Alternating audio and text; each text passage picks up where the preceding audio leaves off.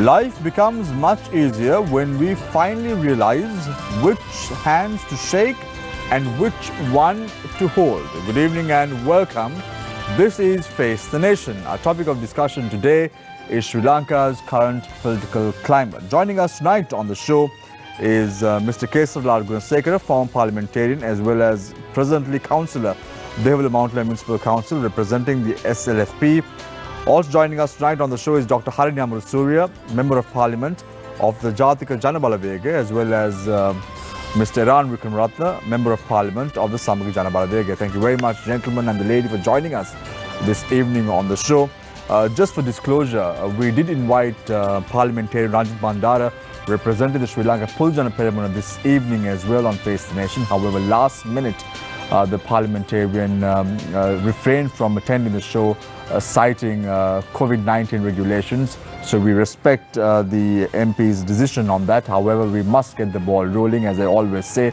So we will start tonight's show with the two gentlemen and the lady representing mostly the opposition ranks, apart from Mr. Kesavlal Gunasekara, who is somewhat representing the government as well. So let's start off tonight's show with Mr. Iran Wickramaratne, Member of Parliament of the Samagi Janabalavega. Iran, interestingly, today is a very big day for your party. New office bearers were appointed to key positions. The leader is Sajid Premadasa. However, a few absentees as well, isn't it? As far as the party is concerned, you expected individuals like Partly Champika Ranawaka to take a key position within the Samagi Janabalavega. However, that did not happen. Any tensions brewing between individuals in the party? No, there are no such tensions. Not yet. The key positions of the party were not decided today. They had already been in operation for nearly a year. Because in February, we are celebrating our first anniversary of the party. So you have the leader, who is Sajid Premadasa. You have a national organizer, you have a general secretary. These are actually the key positions of the party. What we have done is that we have decided to expand, if you want, the organization and the management of the party by giving specific responsibilities to lots of other people.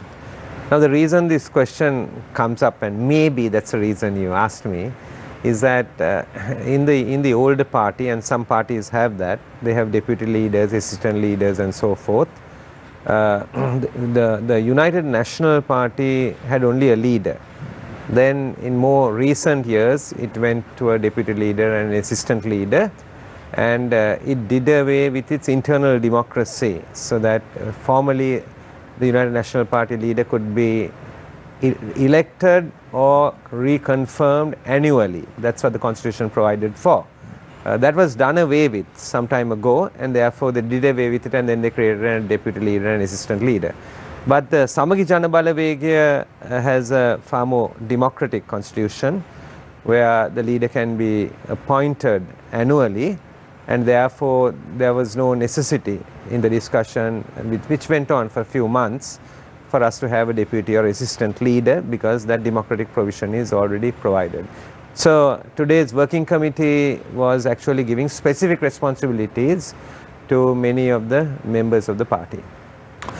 Iran, interestingly, when you look at the office bearers, no offense to the party or anyone, however, you all have approximately around 40 plus members in parliament, out of which at least 20 members have taken key positions in the party. You see a lot of assistant leaders, you see a lot of chairman, vice chairman, so on and so forth. What is the thinking behind this? Yeah, I think in a political party, I see politics often almost like the legal profession. You know, seniority is generally a consideration in politics.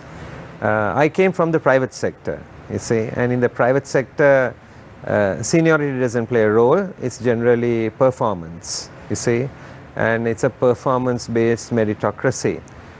So political parties traditionally have been like that, right? And there is an attempt to try to change it, right? And in Samagi Janabalavega, we are hoping we can over time change it. But as you know, you know, the private sector is different from the legal profession, and the legal profession is more seniority driven and the private sector is not.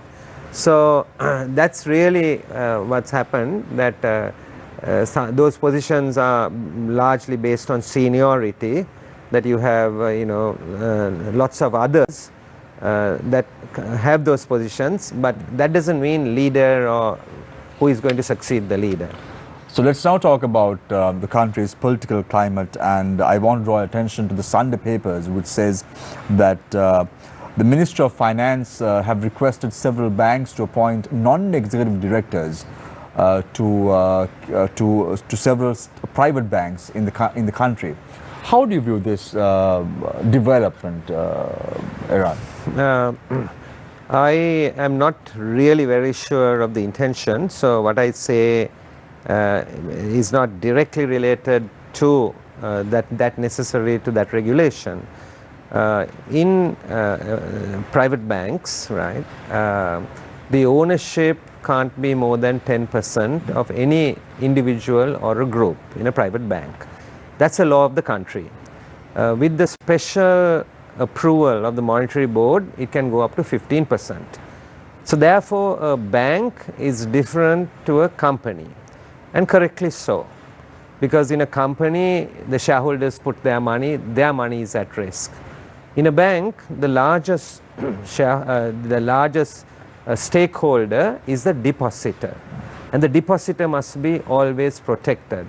That is why you limit the shares of the investor.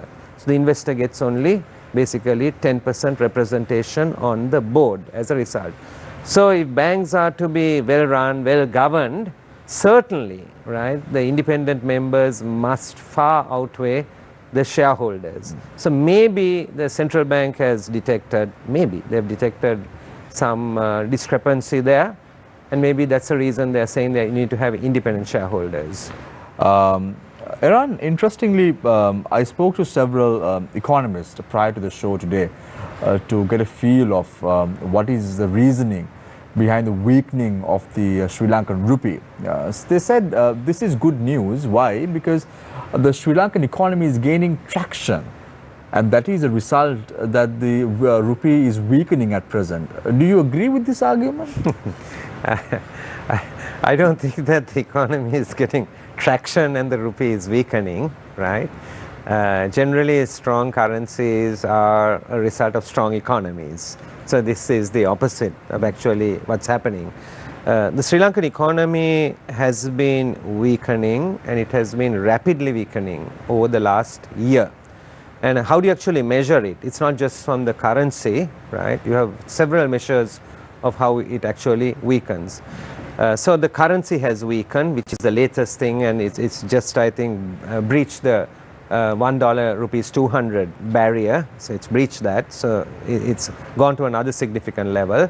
And then you also have the budget deficit has also increased a lot. We were on a medium-term program to bring the budget deficit to 3.5% of GDP. We managed from 2015 to bring it closer to 5.5%. We had two exogenous factors. As you know, we had a coup in the country, and we had Easter bombings, which were exogenous factors, which also affected that performance. Then you also basically, while you are bringing the budget deficit, you also look at basically your debt and what percentage of your debt is actually a percentage of GDP. It's an indicator. You can compare it globally. And then you look at debt servicing, you know, what is the government's capacity in actually servicing debt. Now, all of that has worsened, right, in the near past. All of it has worsened. So if you look at international ratings of the country have basically come down drastically.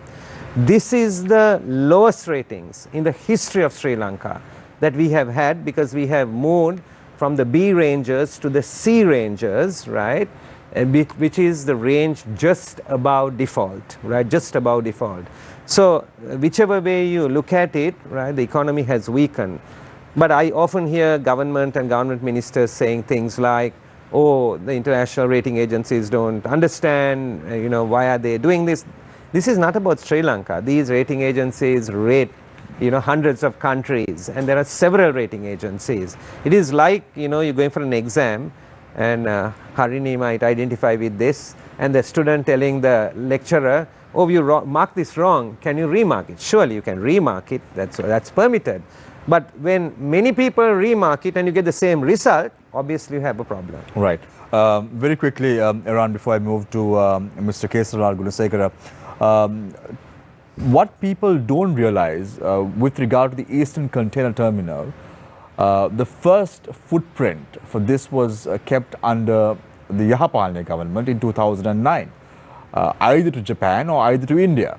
So that was the agreement, and this has been somewhat swept under the carpet, and people are now talking about the SLPP going towards this new element of joining hands with Indian company to give away the Eastern Container Terminal. So your government at that time is also partly responsible for it, isn't it, Iran? Yeah, your question presumes, right, that we have some very fixed position. I would like to say this on the economy. On the economy, there are always more than one option, and people can agree and disagree on a particular decision. I think the first principle is, does Sri Lanka need foreign investment or not? Right? Our savings rates are low, and depending on the rate at which we feel that our economy needs to grow, to bridge that gap, you need foreign investment. Then if you need investment, right, color, country, nothing matters if it's investment. Investment has no color and country. What investment requires is a strong, right, basically rule of law, because investments must be basically guaranteed and it must work under a rule of law.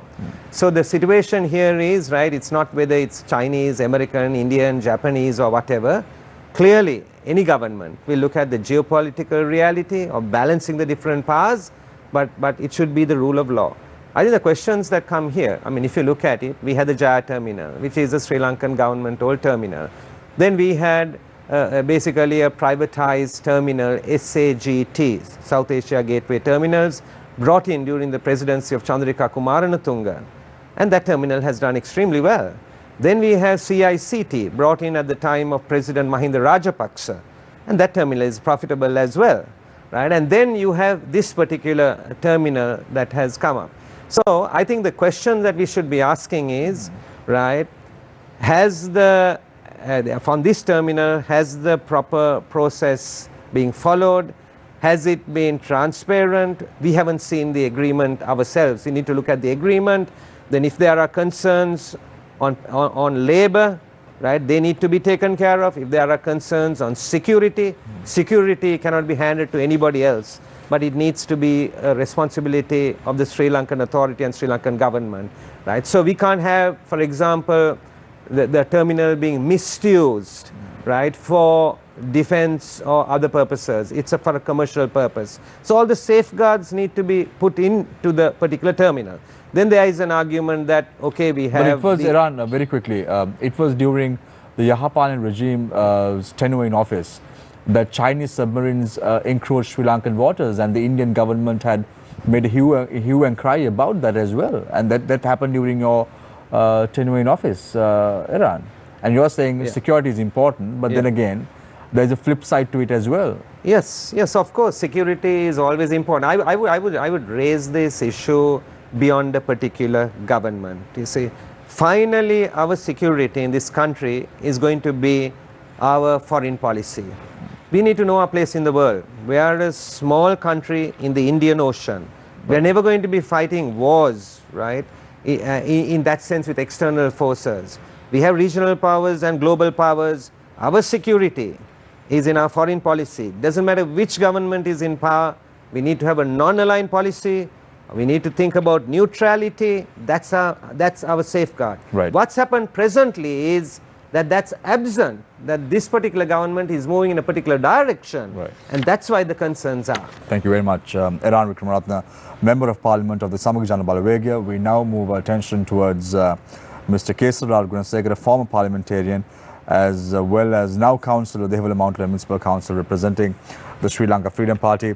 Mr. Gunasekara, keeping aside the tensions brewing within the Samgik Jana Balabegya, the tensions brewing within the SLPP as well as the Sri Lanka Freedom Party, that is Sri Lanka Pulajana Peramuna and Sri Lanka Freedom Party, has somewhat is in the pinnacle right now. It's almost in the verge of spilling over from the boiling pot of milk that we are experiencing right now, because we heard one time the General Secretary of your party, MP Dayasiri Jayasekara, stating that they were disgruntled with the government. Then we heard the leader of your party, President Maithripala Sirisena, former President Maithripala Sirisena, very clearly articulating his position on the Eastern Container Terminal as well. What is happening? So, are you all in or are you all out?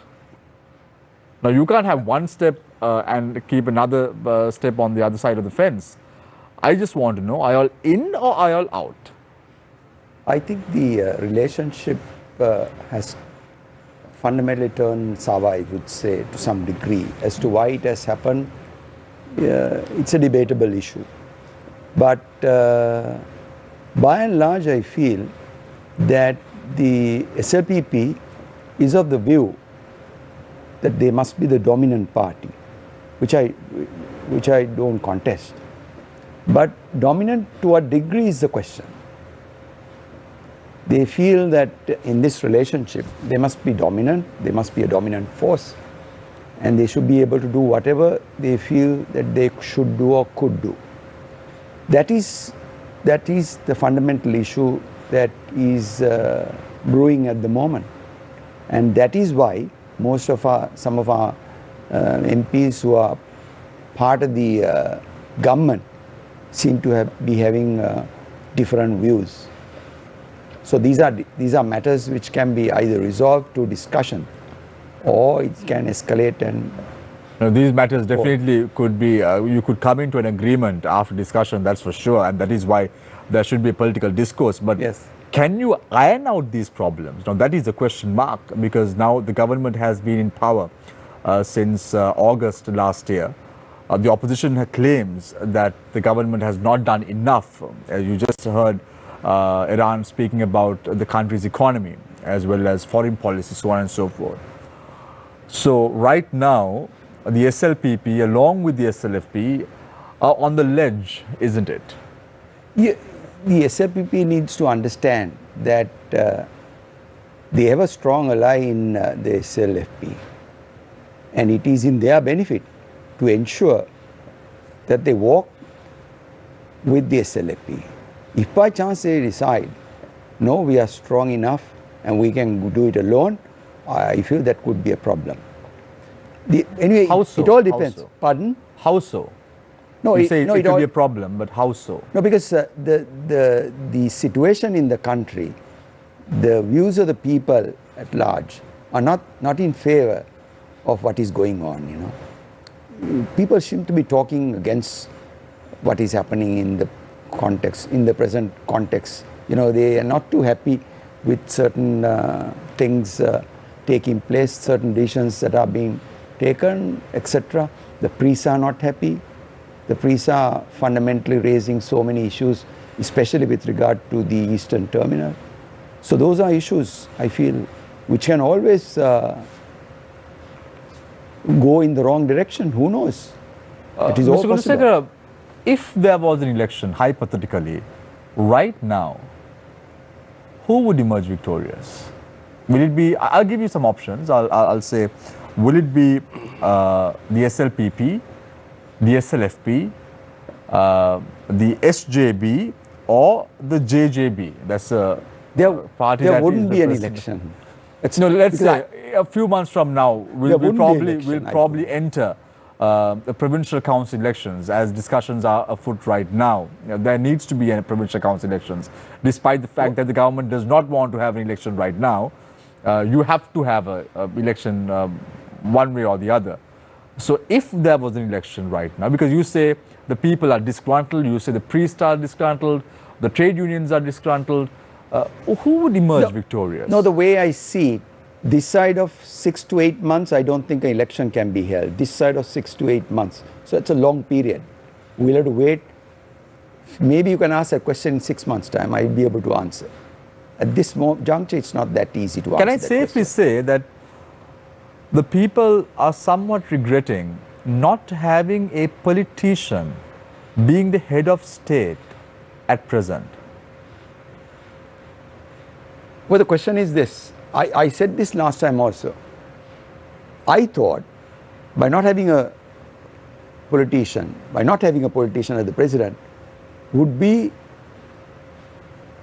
a way forward. I thought. But then the people of the view. But now you think otherwise. No, not that I think otherwise. The people of the view. No, but what is your personal opinion, Mr. Gusik? Well, the question is, I still feel that the president needs to understand. Will it be like a Donald Trump era? Because Pardon? Will it be like a Donald Trump era? Because we know whatever happened in the US, people are now pointing the finger at the US. However, what we have forgotten is in Sri Lanka, we experienced a similar predicament when the 52-day government was appointed, where the Capitol Hill riots took place within parliamentarians inside parliament in Sri Lanka. Unfortunately, people might have forgotten because they say people in Sri Lanka forget very fast. But we saw a similar fate befalling our parliament as well. So are we seeing something to that effect? You know, you have Donald Trump, a professional who ran the country, did not even stay for the inauguration of President Joe Biden, left the White House without even acknowledging the fact that he should have been present at the inaugural ceremony at Washington, D.C. Are we sliding back to that also in Sri Lanka? There is one thing clear.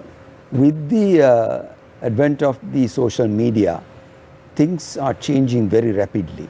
And I don't think the parties understand the changes that are going on in the society. Unless they are mindful of the changes that are going on in the society, it's going to be a very, very difficult run. The way I see it, it's changing rapidly. You know, the social media has fundamentally taken over. I also want to pose a question to you, Mr. Gunasekara, before I move to Dr. Harini. We saw recently, partly Chambik Ranavaka, having a political discourse about bringing forth the 43rd political dialogue in the country, and you had individuals like Rajas Senaratna attending the ceremony as well. Do you think there is some sort of tensions also brewing up, while there is tensions brewing up between the SLPP and the SLFP on the sidelines? You're also having somewhat of tensions building up for the next presidency, next prime ministership in Sri Lanka between the political party that we're talking about? No, the question is, I feel that we have come a long way with these single leader parties. I fundamentally feel that that is failing. And in that context, it's far more better to have a leadership council. Whoever who can come, it may be from several parties if they can join hands. Who knows? So many things can happen. It all depends on how you play your card. And who it all would you depends put on how you play your card. So who would you put your money behind, Mr. Gunasekara? I said it's a leadership council, so many parties need to get involved. So many parties need to get together. It's not one single party. There's no way. In the recent past, we have seen the SLPP emerge as a single party, emerged victorious at the last elections, especially the local government elections. Then came the SLFP, went through a worst defeat ever at the local council elections held several years ago. And then you saw even at the presidential election as a single party, the party emerged victorious, despite the fact that the SLFP may have or may have not helped Gotabaya Rajapaksa. Then at the last general election, we saw the SLFP only was able to garner 14 seats from the 140 plus seats that the SLPP garnered. So the SLPP have really proven their might in the political fray, isn't it? During that period, yes. But as to whether that might is still there, things have changed that fast? No. What I mean is not that it has changed that fast, but it can. It can. Okay. It's very serious, I feel. Thank That's you very why I much. say these people need to understand that the undercurrents are very, very rapid. As to what could happen in 2 months' time, nobody knows. Thank you very much, Mr. Kesaral Gunasekara, a former parliamentarian as well as councillor of the Devil Mount Municipal Council representing the Sri Lanka Freedom Party. Dr. Harini Amursuri, nice to have you back on the show. I must say that. It's always a pleasure to have a lady on the panel, as always. Nationalist MP of the Jatika Janabala Vegya. Dr. Harini, you heard Iran spoke about the country's economy and the reason of bringing forth security should be the foreign policy of the country, and having a non-aligned policy is very important for a country like Sri Lanka. And then you heard Mr. Gunasekara saying there are a lot of undercurrents at the moment within the political parties, and 2 months from now you never know what's going to happen, and that puts all of us Sri Lankans in a dilemma as to the ruling party doesn't know what's happening, nor does the strong opposition party doesn't know what's happening. Does your party at least know what's happening with 3 members of parliament? I would like to pick your brain on this. Well, I was very interested to hear what Mr. Gunasekara had to say, representing as it were the ruling party, and for him to say that what he said was very significant, I felt, right? Well, I think for the JJB, for the Jatika Janabala Vegya, it's a case of sort of having to say, we told you so, right?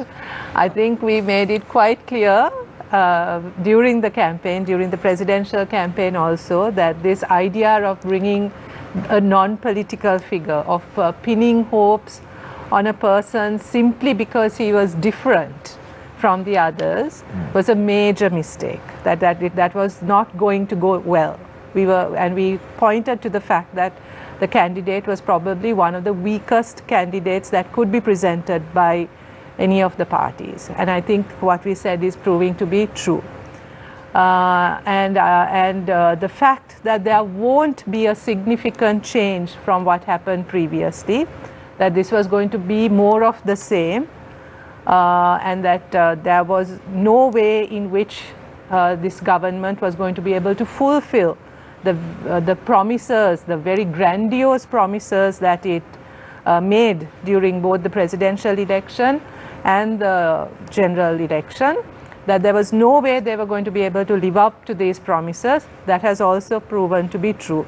Of course, on top of this, this government has also been faced with a huge global pandemic, right? And I think that pandemic has really exposed the weaknesses of this government.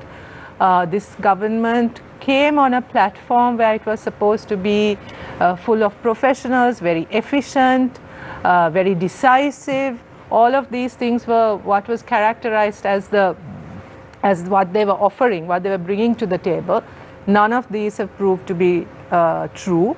None of these have proved to be that they have not demonstrated any of these things. There's been thorough lack of professionalism. They've been inefficient. And more than anything, I think they've proved to be extremely insensitive to even the needs of the very people who voted them into power, right? I think the groups that supported them, the groups that really built the 6.9, 600 and the 69 lakhs voter base, their voter base is, I think, the base that is most disappointed right now, right?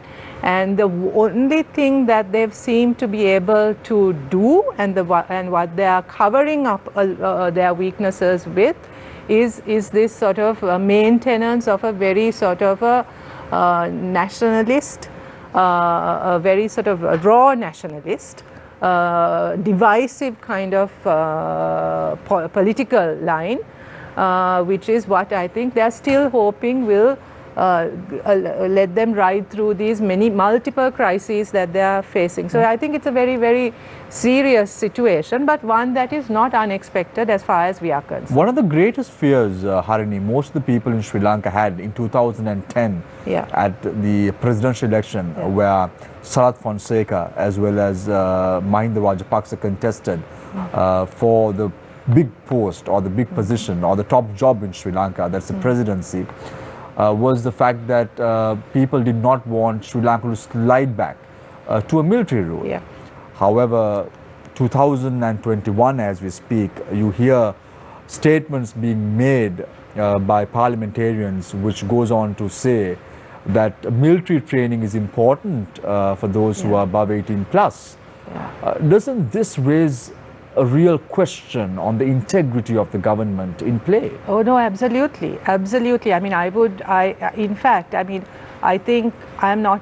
Yes, that's a very, very serious statement made by a senior minister in the government, and it shows and it demonstrates a real lack of awareness of how society functions, a lack of real understanding of how even people function, right? To think that the base of the problem is a lack of discipline amongst people, I mean, that's such a sort of a narrow vision of what is required, that's kind of almost laughable. But what is more serious is, and you mentioned this, that we seem to be going back, that was the biggest fear. And I think, and this is something that has emerged very recently, is the deteriorate. I mean, again, I think the Commission for Political Victimization has now completed its findings. That I think is taking us right back to 1977, where this sort of very complete erosion of democracy. I don't know whether you're aware of what this report is saying, but in a way, this commission that has been set up by the president is actually giving judgment on cases that are currently being heard in court. Now, you know, Iran, that, and Mr. Gunasekara is also very well aware of this, that we are not allowed to even speak in parliament on cases that are ongoing in court, that are being heard, right? Parliamentary privilege doesn't even cover that. However, here's a presidential commission clearing people of charges that have been filed and are being held, that are being heard in court. It is turning this whole system of justice into mockery. It is, I mean, we've sent Ranjan Ramanayaka into jail for 4 years for contempt of court. Can there be more contempt of court than what this commission is doing right now? In releasing, in sort of concluding that people have been cleared of all charges with no hearing, where the Attorney General's office, who's prosecuting the cases, are now made into the actual guilty party by a presidential commission. I mean, so these the are cabinet very, has very already given the green light to implement the recommendations put forward by the committee as well in question. Well, yeah. Now the cabinet, I think this came out over the last 24 hours or so, right? And I mean, this is extremely serious. I mean, what kind of precedent is it setting that a presidential commission can act as a court and clear people or name people as guilty or charge people, right? And where the people who've actually filed the cases are now going to be prosecuted. So for the benefit of our viewers, Harini, before I open the floor for questions from our journalists, I just want to give some clarity on the Presidential Commission of Inquiry into political victimization that was appointed by the present regime. Has suggested the establishment of a special Presidential Commission of Inquiry to make recommendations to Parliament on imposing punishment on the former Prime Minister Ranil Wickremesinghe and 21 others for violating the Constitution. Now, this is quite serious. We, of course, want to speak further about the targeted sanctions that would be imposed on Sri Lanka on the UNHRC resolution as well, because now there is a new government in play in the United States and they would be more serious about human rights violations as well. So we'll speak about all this momentarily as the discussion goes forward. Let me introduce our journalists tonight. On to my immediate right is Nadim Majid. On to my immediate left is Jayamal Ratnaik, as well as far left is the ever smiling Shehan Ranatunga. So let's start off with Shehan and then move to Jayamal, and then Nadim can take over subsequently. Thank you, Samir. If I can pose my first question to actually Dr. Harini. Doctor, I want to come back to the ECT issue, because this is something that your party has been raising and protesting about for some time. A member of the clergy earlier today, I believe, said that involving an Indian company for the implementation of the ECT is part of an Indian invasion. Do you agree with this opinion? Would you use this term, call it an Indian invasion?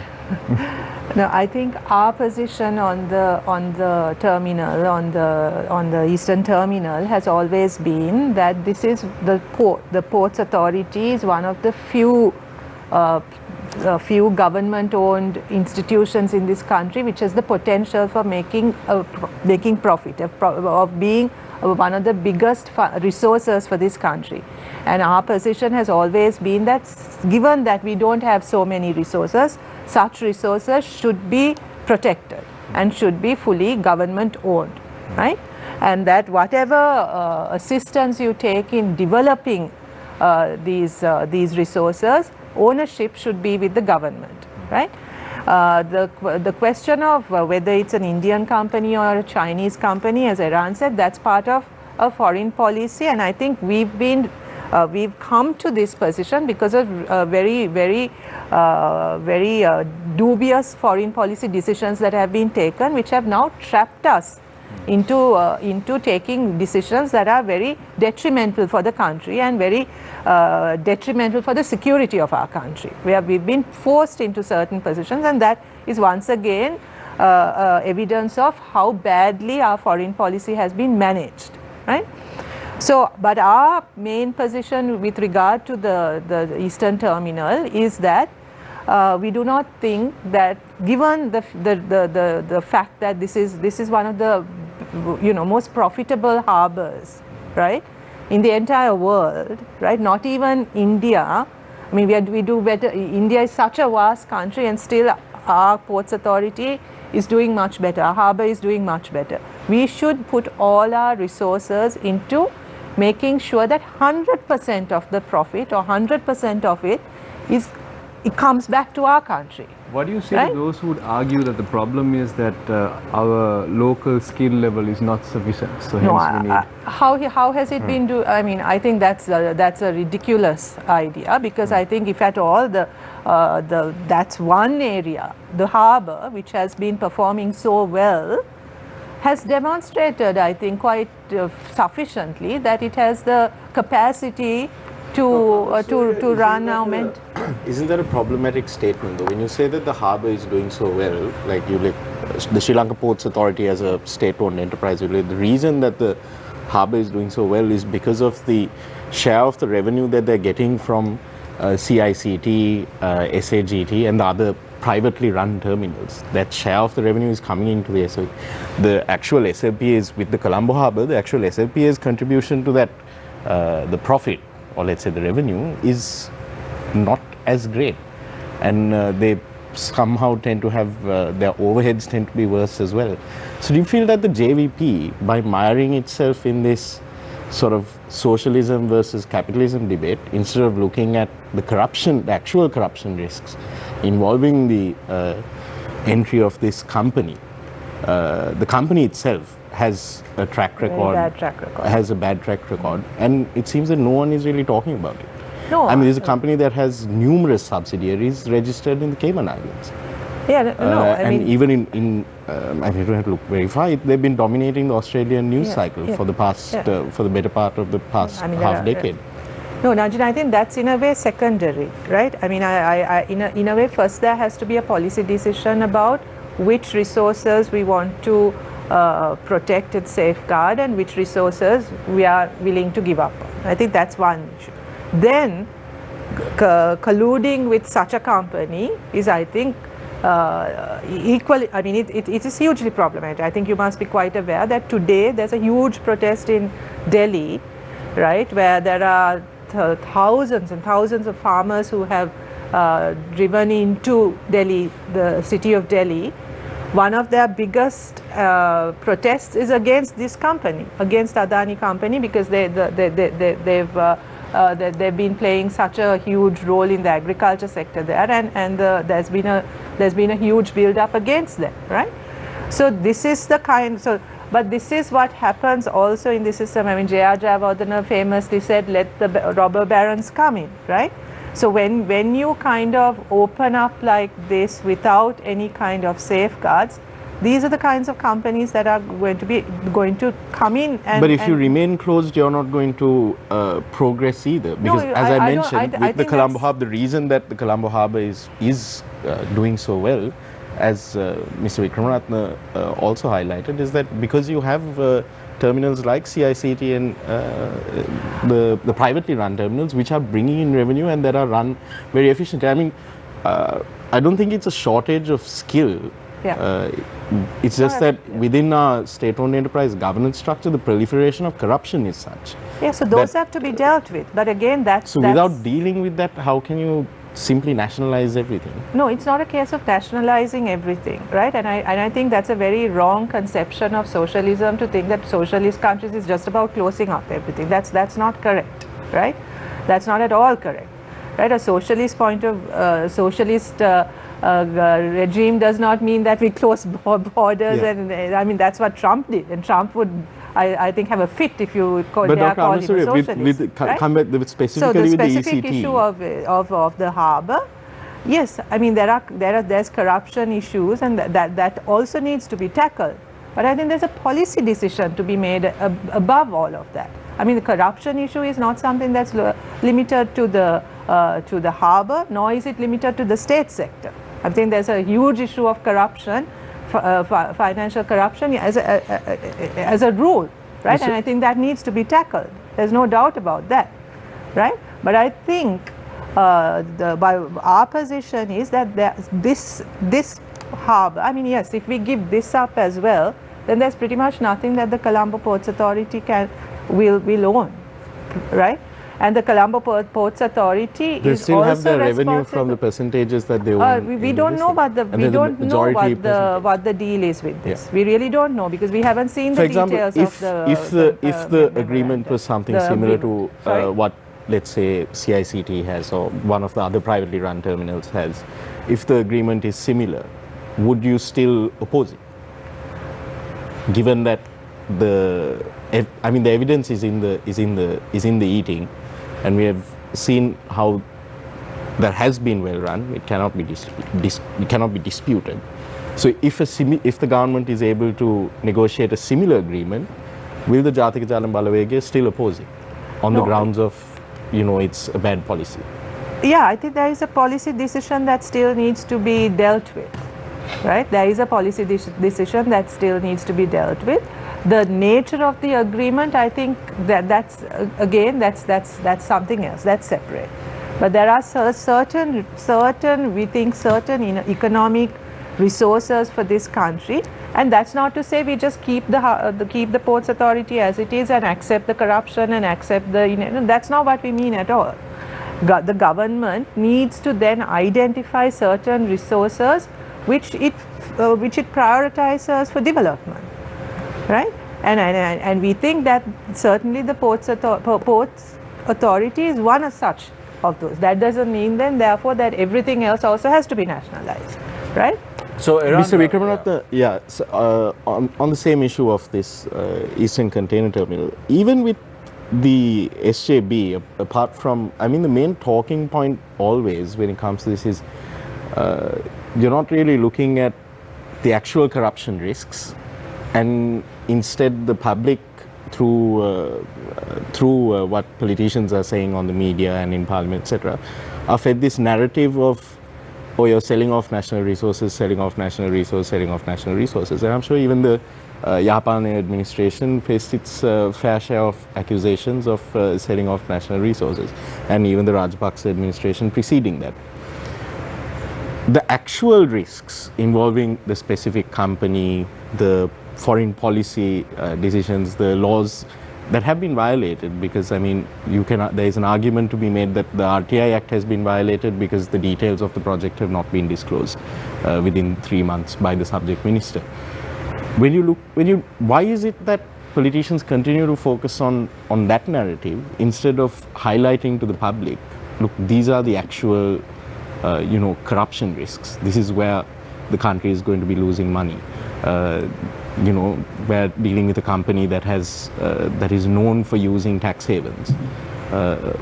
these aren't the issues that our politicians seem to be talking about primarily.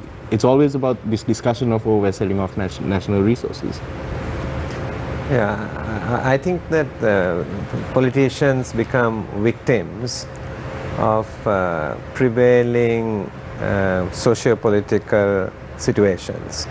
If you look at the globe, we have moved from one side to another side, and presently narrow nationalism has been in the rise from the US to everywhere. If you look at Sri Lanka, right, we have seen the same thing. I think after 1956, the elections that were completed were probably the elections that really have polarized the country after 1956. And I think that, you know, when you are in a situation like that, politicians become victims of it. Leaders don't, politicians become. That's the difference between a politician and a leader. I think that when we are looking at this situation, we need to look at this situation in terms of the greater benefit of the country. We need to have a long-term vision about this, particularly when it comes to the port, right? Sri Lanka's natural advantage, its geographical advantage, right? Being in the place we are in the Indian Ocean. On our doorstep, we have the whole of the Indian subcontinent, one of the largest markets in the world. We can move goods from east to west into Africa and into the Middle East. This is a unique position that we have. So, Mr. Vikramaratne, given that unique position and, you know, all of that, what is the official position of the Samagi Jana Balawege? Is it better that we invite in foreign investment and carry this terminal forward as well as, you know, as public-private partnerships, or with similar agreements to how the other terminals, other privately run terminals are being run? Or do we, as the Jatika Jana Balawege is arguing, you know, clean up the governance structure of the state-owned enterprise and run this as a state-owned enterprise? Which is more beneficial? And which does the Samagi Jana Balawege prefer? Yeah, we have always been for investment and for foreign investment, because Sri Lanka has a savings gap. I mean, you have countries like China, which savings is about 50%, India is about 30%, Sri Lanka has been, the highest we've been is like 18, 19, 20%, and it's always been low, and that gap needs to be filled if you want to move from the 3, 4, 5% to the 7, 8, 9% GDP growth rate. So that's our position. Our position with this is, this has tremendous potential. You have the East Terminal, you can have the West Terminal, you can have the northern terminals that you can do it. Lots of research needs to be done, but these are all potentially things that can be done. Sri Lanka, if you take it over a 20-year period, right, if anything were to change, and if the Silk Road program of the Chinese go ahead, and if they cut the canal, for example, in Thailand, a place like that, suddenly you will bypass Singapore, and then Colombo naturally becomes the best harbor. So our position is this, there's tremendous potential here. The issues that are coming here is not with our position, it's with the position of the government. They are the people who always come with this false nationalism and trying to make this big picture about selling national assets, selling strategic assets. They go around the country saying all these different things, and now they have to eat what they have said. This is what the government has said, it's not what we have said. The other thing is, as I said, has to be governed by the rule of law. Short of that, it won't happen. The deal must be transparent. We need to know exactly what it is. And also, right, we are having agreements with countries, but we need to know who the partners are. If the partners are questionable, we must not have them. We must make sure that the partners that are brought are the right partners. India is a large country. America is a large country, India is a large, and Europe is large. There are several partners. We need to get the best of them actually, investing in this country and actually operating. So Iran, the Sunday papers reports that there are plans afoot to get state companies soon on the Colombo Stock Exchange, and they are dealing with the hospitality sector as well as highways. The reason that the government has given is to boost investor confidence in Sri Lanka, as well as to give way for private-public partnerships in the country. How come such a move is not affecting the Eastern Container Terminal? Where is the PPP format for the local investor to come in and invest in something homegrown and then keep the profits within the country itself? Where is that system? What is the government sending out mixed signals at present? At one point, they want to bring two companies that are performing well to the CSC. But on the other side, they're giving away for $500 million US, which is a very paltry amount in the eyes of probably the private sector. You heard that one private company in Sri Lanka invested to the tune of $11 billion US on the new Port City project as well. $500 million US, and we're selling off the Eastern Container Terminal. Is that a prudent decision? Yeah, so as I said, the valuation needs to be obviously looked at. It has to be transparent. We just don't know the details. The valuation needs to be looked at. If you are whatever, even if you are putting it on the stock exchange, the valuation needs to be looked at. I welcome anything that's going on the stock exchange, because that gives an opportunity for Sri Lankan citizens to participate as well and benefit on the return that will come out of a particular transaction. Whatever state-owned enterprise, that it's done. But I think the issue here is, I think the strategic issue we need to be very, very careful about. Because if you look at World War I and World War II, right, and the concerns for countries in terms of their sovereignty and their defense, right, in the wars they were fought by airplanes and they were also fought by ships. And airports and ships become important. Today the world has changed. I don't think the next world war is going to be fought on those lines. If there is a world war, right, it's going to be fought on technology. It's going to be fought with viruses. The world has changed. If this COVID-19 has told us something, that's one of the things it has also taught us. So when you're talking about this overplay of strategically this will happen, that will happen, the other thing will happen, I think things have changed. I think we need to really, in a very transparent way, look at this particular transaction. So I can't answer the question on the valuation, but you are raising a valid point, right? And if the details are there, everybody will know it. And if it's coming on the stock exchange, and your suggestion, why not a percentage on the stock exchange so that the public also can invest? We are open to that. Mr. Gunasekara, interestingly,